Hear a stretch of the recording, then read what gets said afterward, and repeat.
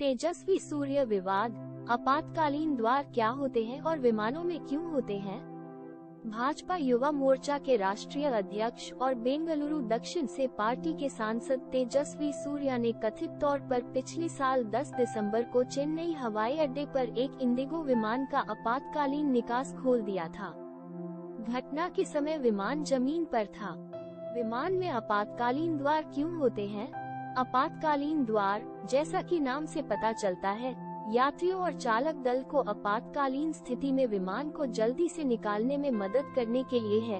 एक खाई, crash landing, एक जलना जब केबिन में धुआं भर जाता है, या कोई अन्य घटना जिसमें तत्काल निकासी की आवश्यकता हो सकती है। बोर्ड पर यात्रियों और चालक दल की सुरक्षा सुनिश्चित करने के लिए आदेश।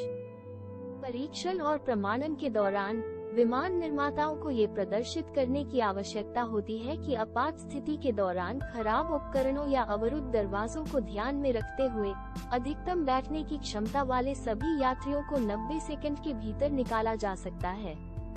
आपातकालीन द्वार कहाँ स्थित है? वाणिज्यिक जेट में दरवाजे आमतौर पर विमान के पंखों के ऊपर स्थित होते हैं, जो यात्रियों द्वारा सुलभ होते हैं। आपातकालीन दरवाजे विमान के नियमित आगे और पीछे के दरवाजे से अलग और इसके अलावा होते हैं। क्या आपको आपातकालीन निकास के पास बैठने से डरना चाहिए? बिल्कुल भी नहीं। वास्तव में आपातकालीन निकास के बगल की सीटों में अधिक पैर रखने की जगह होती है और इसलिए यह अधिक आरामदायक होती है। हालांकि आपको कभी भी दरवाजा खोलने की कोशिश नहीं करनी चाहिए। यह उड़ान सुरक्षा को प्रभावित करता है, नियामक नियमों का उल्लंघन करता है और आप कार्रवाई के लिए उत्तरदायी होंगे। क्या कोई यात्री जमीन पर आपातकालीन निकास खोल सकता है?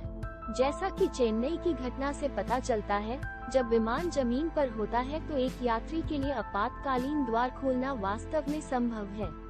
दुनिया भर में ऐसे कई उदाहरण हैं जब एक यात्री ने ऐसा किया है।